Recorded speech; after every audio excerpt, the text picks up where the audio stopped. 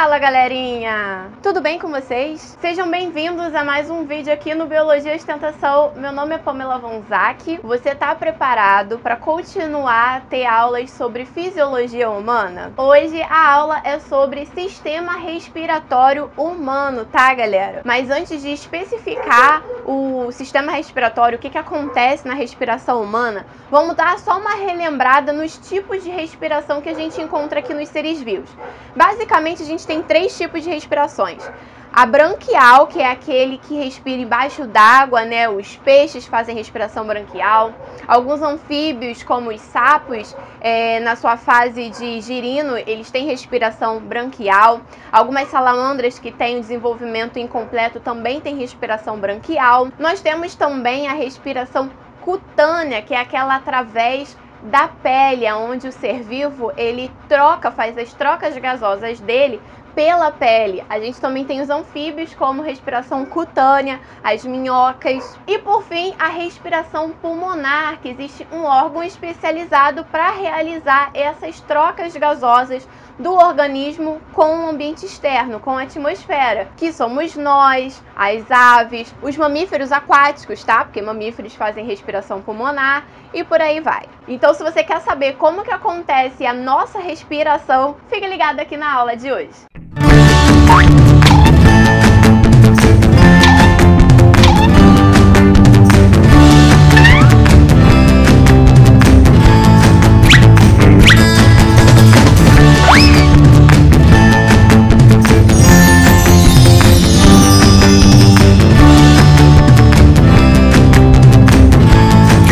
Botei meu óculos, né? Vocês vão ver a bolota verde aqui refletindo, a luz sendo refletida no óculos, mas é o que temos para hoje. Gente, é o seguinte, a respiração, ela consegue chegar a um nível celular, né? A gente respira, né? No caso, a gente inspira para poder realizar a respiração celular também, que ocorre através das mitocôndrias. É um processo que vai acontecer nas mitocôndrias, que são organelas dentro das nossas células, que fazem esse processo chamado respiração celular. O objetivo principal da respiração celular é a obtenção de energia, uma molécula chamada ATP, adenosina trifosfato, que é a principal fonte de energia para todo o mecanismo celular e vital dos seres vivos. Para a respiração celular acontecer, é necessário de oxigênio, que a gente obtém a partir do processo respiratório, e de glicose, que a gente obtém a partir do processo de digestão, tá? Que a gente tem que consumir alguns alimentos para poder ter a glicose no nosso corpo. Como eu falei no início do vídeo, a gente vai estudar a fisiologia humana. Então, na aula de hoje, assim como as outras aulas sobre sistemas do corpo humano, a gente vai ver os órgãos e as funções desses órgãos naquele processo. A parte anatômica, eu posso até comentar um pouquinho, porque eu vou mostrar algumas figuras. Muito especializado não, mas relaxa, gente, porque essas aulas sobre sistemas, né, do corpo humano são voltadas para a galera do ensino fundamental 2, né, que se inicia lá no 8º ano, para a galera do ensino médio e os pré-vestibulandos também, tá? Para a galera que faz pré-vestibular, que tá prestando vestibular aí. Então é para geral, preste atenção aqui geral que o conteúdo é top. Galera, os órgãos envolvidos na respiração são os seguintes: as vias respiratórias, que são compostas pelas cavidades nasais, faringe,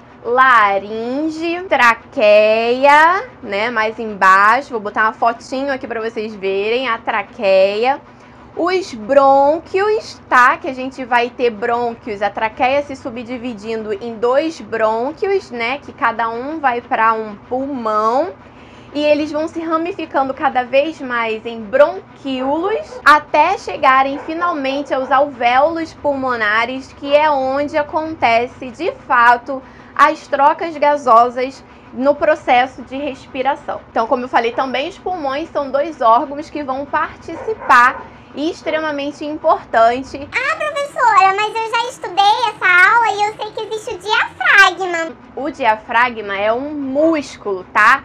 E ele não é só importante para o processo respiratório, mas também para o processo digestório. O diafragma, ele é um músculo importante em várias coisas que acontecem dentro do nosso corpo, não só a respiração. É importante vocês saberem que esse momento, esse fenômeno de trocas gasosas da atmosfera com os nossos alvéolos pulmonares se chama hematose. Já já eu vou falar melhor sobre esse processo quando a gente falar sobre os alvéolos pulmonares. Vamos então saber quais são as funções dos nossos órgãos, componentes do sistema respiratório. Tem que falar bem devagar, porque eu fui cobrada num vídeo que eu falo rápido demais e vocês não conseguem entender.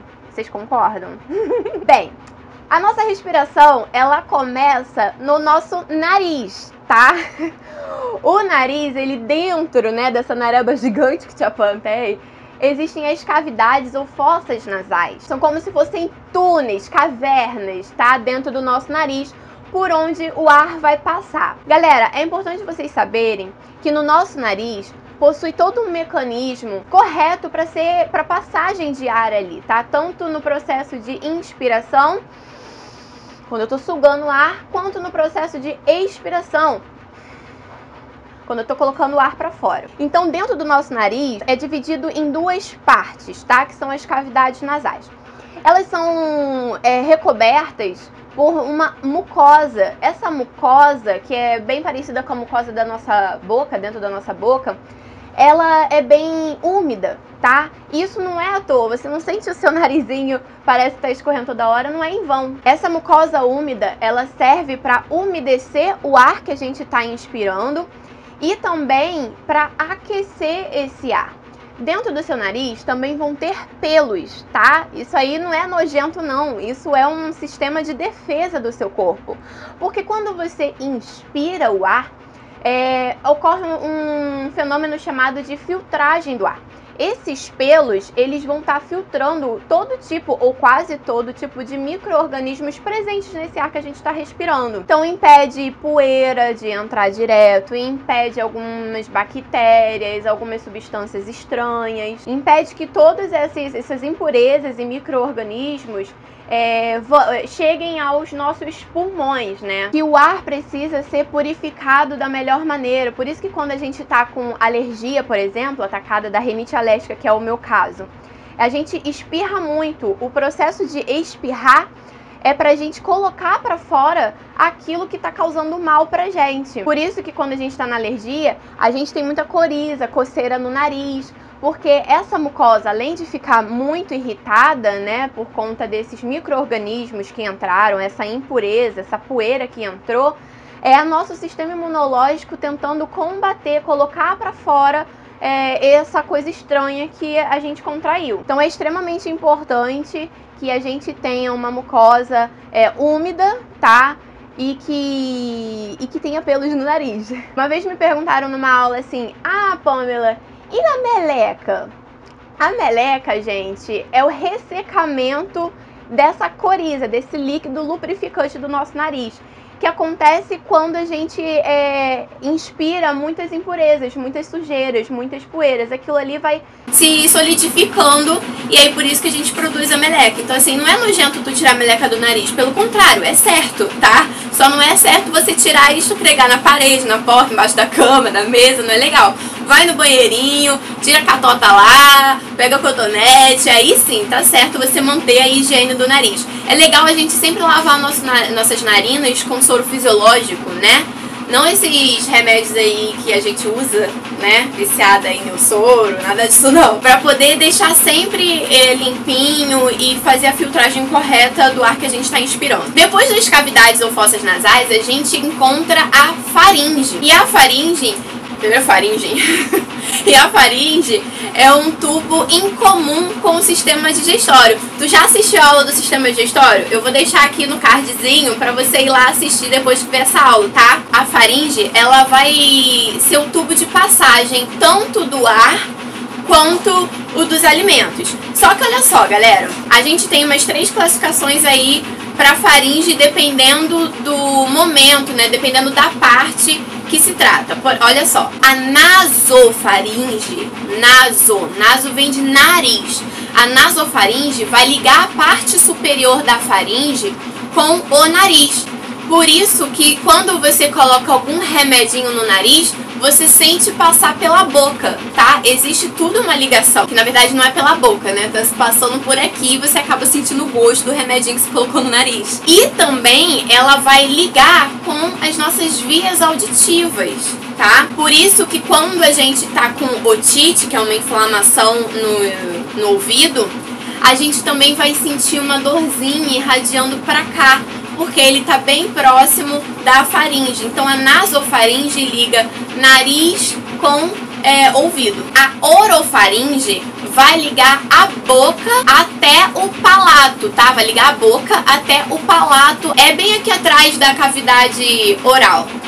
Eu falei que eu não ia entrar em detalhes sobre anatomia, mas é meio complicado de não comentar sobre. E a laringofaringe, quase que não sai, é a conexão da laringe e esôfago com a faringe. Porque eu não falei pra vocês que a faringe é um tubo que vai também levar os alimentos, né, na digestão? Então ela vai terminar onde? A faringe começa aqui e termina lá no esôfago, né, que vai levar os alimentos até o estômago.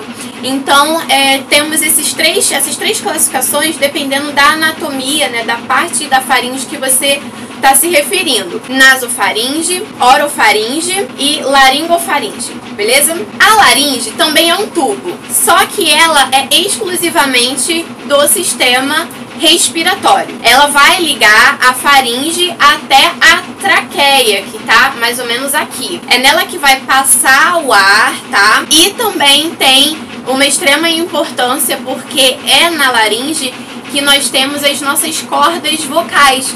A nossa voz é produzida pela passagem de ar também por essas cordas vocais, que elas vão dar umas tremidas e tal. Então, o que ajuda a gente a pronunciar as palavras, a falar corretamente, é a passagem de ar, as cordas vocais e a língua também, tá? E é na laringe que a gente vai encontrar a epiglote. A epiglote, ela tem uma importância gigantesca no processo respiratório e digestório, porque a epiglote, ela vai se fechar no momento em que a gente está deglutindo o alimento. Eu não falei pra vocês que a laringe é exclusivamente do sistema respiratório?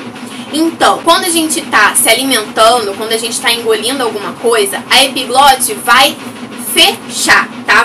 Esse aqui seria a epiglote e essa aqui seria a nossa laringe. A epiglote, ela fecha. Por que ela fecha? Porque quando a gente está engolindo algum alimento, a gente não tem a faringe como também um órgão lá do sistema respiratório e digestório. O alimento, ele não é guiado pela faringe. A faringe, ela tá aqui, ela faz conexão com a laringe, não tem a laringofaringe? Então, se a gente está engolindo alguma coisa nesse momento e a epiglote estiver aberta, o alimento vai seguir pela faringe ou vai entrar na laringe? Vai entrar na laringe, gente. Pode até seguir um pouco pela faringe, mas ele vai entrar na laringe. E o que acontece se um alimento entra na laringe? A gente tosse, né? Porque a tosse é um mecanismo de defesa que faz com que aquela coisa, aquele objeto, aquela substância estranha que entrou no nosso sistema respiratório vá para fora. Porque se passa, gente, se entra um grão de arroz, por exemplo, vai chegar até os nossos pulmões. E não é o certo, né? O grão de arroz, ele é um alimento, ele tem que seguir o sistema digestório, não respiratório. Então, a epiglote, ela é extremamente importante nesse processo. Ela fecha a laringe no momento da deglutição. E é muito fácil vocês perceberem, gente. Faz isso aí em casa. Quando você está comendo alguma coisa, na hora que você engole, você consegue respirar? Você não respira. Por que quando a gente está aqui falando e engolindo a saliva, por exemplo, tenta engolir a sua saliva e respirar ao mesmo tempo? Não vai. Por isso que quando a gente está falando rápido, a gente tem que o quê? Parar, dar uma respirada, engolir a saliva. Isso, o nosso sistema é muito inteligente, nosso corpo é muito inteligente. Depois da laringe, a gente tem a traqueia. Na traqueia, a gente também encontra, ela é formada por vários anéisinhos e a gente encontra também ali uns pelos, né? As células da traqueia são células ciliadas, né? E elas vão ajudar mais... Não é cola, gente, é uma aula que eu montei, olha só que bonitinho. Eu montei uma aula pra dar e aí eu tô aproveitando as anotações. Enfim, voltou. O que eu tava falando?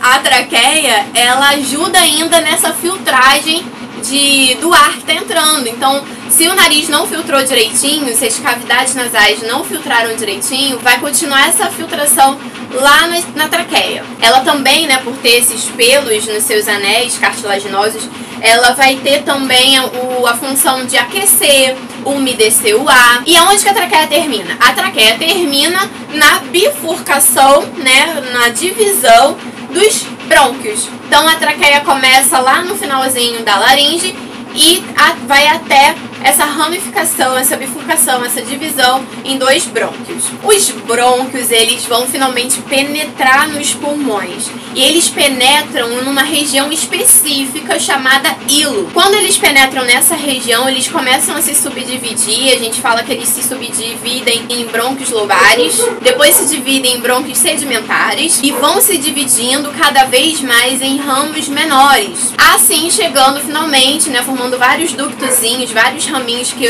os alunos costumam brincar, falando que parecem árvores, raízes de árvores. É exatamente isso mesmo. Eles vão se subdividindo para chegar ao pulmão todo, né? Para conseguir penetrar todo o pulmão. E aí, finalmente, o final dessas ramificações são os alvéolos pulmonares, que é onde ocorre a hematose, que é a troca gasosa do capilar sanguíneo, né, que corre ali nos alvéolos com a atmosfera. Finalmente, falando sobre os pulmões, eles são órgãos muito esponjosos, eles ficam dentro da caixa torácica, né, se encaixam direitinho perto das nossas costelas, né, e eles são envolvidos por uma dupla membrana chamada pleura, tá? Essa pleura, essa dupla membrana que protege os nossos pulmões. E como eu já havia comentado sobre o diafragma, ele é um músculo que vai ajudar nesse processo de respiração e no processo de digestão também.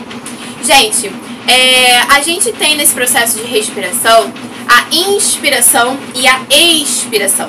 E existem algumas diferenças que eu vou pontuar aqui para vocês, que é exatamente o mecanismo desses 2 fenômenos, né? O que vai estar envolvido na inspiração e na expiração é o diafragma, os músculos intercostais, tá? Que estão aqui, que vão ajudar na movimentação da caixa torácica, e os pulmões também. Então vamos lá. Na inspiração, que é quando você está inspirando, calma aí, quando você está puxando o ar pelo nariz, acontece o quê? O ar vai estar entrando. Qual é o ar que entra? Qual é o gás que está entrando na inspiração? O oxigênio, né? O O2. O diafragma, ele vai descer. Essa descida do diafragma é a contração dele. Vai ajudar o que aí, gente? Porque esses processos de inspiração e expiração acontecem por uma diferença de pressão dentro dos pulmões e fora, aqui na atmosfera. Quando o diafragma se contrai, ele vai para baixo, ele desce. A pressão dentro dos pulmões vai diminuir também. Os músculos intercostais, eles também vão se contrair para o quê? Para ajudar a caixa torácica crescer, abrir. Olha o movimento, ó. Tá vendo? Aqui subiu, né? Então os músculos, eles também vão se contrair para ajudar a essa caixa torácica se expandir. E aí, se a pressão dentro do pulmão é menor do que aqui fora na atmosfera, a tendência é o ar ser sugado, é o ar entrar pelo nosso nariz. Entenderam como que é esse processo da pressão? Então o diafragma contraindo vai fazer com que a pressão interna nos pulmões seja menor. E por isso que o ar é sugado. No processo de expiração acontece o inverso de tudo isso daí. Primeiro que há a saída de ar. Qual é o ar? Qual é o gás que a gente coloca para fora na expiração? Gás carbônico, dióxido de carbono. Nesse momento o diafragma ele vai relaxar, então ele vai subir, tá? Ele relaxa, fica todo relaxadinho. Os músculos intercostais também vão relaxar. E aí a pressão dentro dos pulmões vai aumentar demais. E por isso que o ar ele é expelido. A caixa torácica vai diminuir, vai apertar o pulmão. E aí, né, a pressão ali dentro vai ser maior. Então por isso que o gás carbônico sai. Entenderam? E é fácil vocês perceberem todos esses fenômenos acontecendo, porque quando você respira tranquilamente, tudo isso acontece num processo um de cada vez. Faz o exercício aí em casa, ó. Você sente o seu diafragma, né, se contraindo, a caixa torácica ela vai para fora, né, ela expande, é o termo certo, e na expiração você chega nela que desce, né? Então a caixa torácica vai contrair, o diafragma relaxa, músculos intercostais também, pressão dentro do pulmão aumenta e o ar sai. Fácil, né? É fácil sim, porque o que é difícil chegou agora. Já não basta ter que misturar sistema digestório com sistema respiratório por conta de alguns órgãos, né, em comum desses dois sistemas. Agora a gente vai misturar um pouquinho o sistema circulatório. Por quê? Porque o processo de respiração é para haver as trocas gasosas, tá? Como assim? A gente sabe que o nosso corpo precisa de oxigênio, as nossas células precisam de oxigênio para realizar a respiração celular. E aonde que o oxigênio é transportado? No nosso sangue, ok. Mas o que tem no nosso sangue que faz essa ligação com o oxigênio? As hemácias, beleza. Mas o que tem nas hemácias que faz essa ligação forte com o oxigênio? A hemoglobina. Então, os alvéolos pulmonares, os sacos alveolares, que são aquelas ramificações que estão lá dos bronquíolos, vão realizar esse processo chamado hematose, que é essa troca gasosa. Como que a gente sabe que a gente respira, né? Inspira oxigênio e expira gás carbônico? Por conta disso. Gente, olha só o que acontece. Quando a gente está inspirando, a gente está colocando para dentro o oxigênio. O oxigênio vai atravessar todos esses órgãos que a gente já falou aqui e vai chegar até os alvéolos. Lá nos alvéolos tem vários capilares sanguíneos que passam em cada saquinho, em cada bolinho dessa que você tá vendo aí a fotinho. Esses capilares são bem fininhos, o nome capilar vem de fio de cabelo, cabelo mesmo, eles são fininhos igual a fio de cabelo. E eles são sanguíneos, né? Tem sangue, tem hemácia ali passando. Capilar sanguíneo vai passar por cada alvéolo, cada saco alveolar. E aí vai haver essa troca. Quando o oxigênio entra ali no alvéolo, vai haver o quê? Uma maior concentração de oxigênio nesse alvéolo. E aí vai passar para o capilar sanguíneo no processo de difusão simples. Por que difusão? Porque ele está saindo desse saco alveolar, do alvéolo, né, onde está mais concentrado, e indo para o meio menos concentrado, por isso que é um processo de difusão. E aí vai acontecer o processo inverso, poder sair, para a gente poder expirar gás carbônico.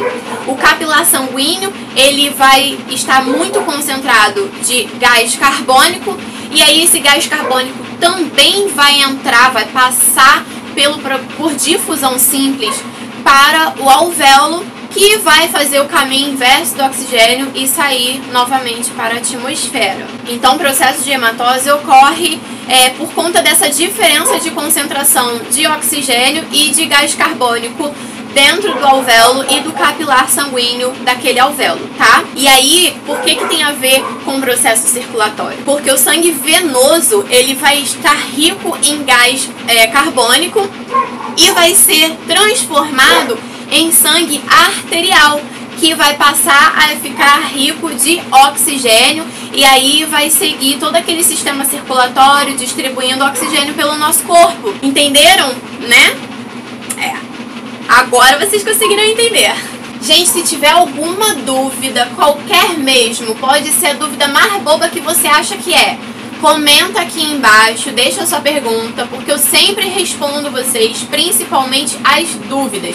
E se for uma dúvida muito pertinente, eu gravo um vídeo falando sobre a sua pergunta, a sua dúvida, ok? Também me segue nas redes sociais, que vocês me mandam dúvida lá pelo Instagram, pelo Facebook, que eu também respondo vocês por lá. Eu deixo sempre aqui embaixo na descrição do vídeo o meu e-mail também, meu e-mail de trabalho. Vocês podem me mandar e-mail também, que eu olho meu e-mail todos os dias. Qualquer coisa vocês podem perguntar lá. Agora, para finalizar aqui a nossa aula, eu só quero deixar um bizu, que é um cuidado que a gente tem que ter com uma substância chamada monóxido de carbono. O monóxido de carbono, ele é oriundo da combustão incompleta. E por que ele é tão prejudicial à nossa saúde? Porque a gente pode se envenenar, se intoxicar de monóxido de carbono quando há uma combustão incompleta. Porque vocês lembram que eu comentei que o oxigênio, ele se liga à hemoglobina presente nas hemácias, no nosso sangue, para poder oxigenar todo o nosso corpo? Acontece que o monóxido de carbono, ele tem muito mais afinidade com a hemoglobina do que o próprio oxigênio. Então, se a gente inspira monóxido de carbono em altas concentrações, em grande quantidade, o oxigênio, ele não vai se ligar à hemoglobina. Quem vai se ligar é o monóxido de carbono. E aí, ao invés de oxigenar o nosso corpo, não vai acontecer isso. O que vai passar pelo nosso corpo? Monóxido de carbono. Não vai haver oxigenação, então a gente meio que morre asfixiado, tá? Por asfixia, e não é asfixia tampando aqui a passagem do ar da inspiração, não. É por envenenamento de monóxido de carbono. Então tem que estar muito atento quando a gente está em engarrafamento dentro de túnel, né? Vários carros juntos. Sempre manter o vidro do carro aberto. Aquela ventilação que tem nos túneis não é para deixar fresquinho, até porque nem funciona, né? Mas é justamente para ventilar todos os produtos das combustões, né, que ocorrem nos carros. O produto final da combustão completa é o dióxido de carbono. Já da incompleta é o monóxido de carbono, e isso é muito prejudicial para a nossa saúde, tá, galera? Gente, espero muito que vocês tenham gostado dessa aula. Se é a primeira vez que você tá aparecendo aqui, se inscreve, tá, galera? Dá aquela moral aí, a gente já tá batendo os 11 mil inscritos. Deixa aquele like da moral pra Tia Pan, já que você gostou da aula. E é isso, gente. Fiquem com Deus, até um próximo vídeo e fui!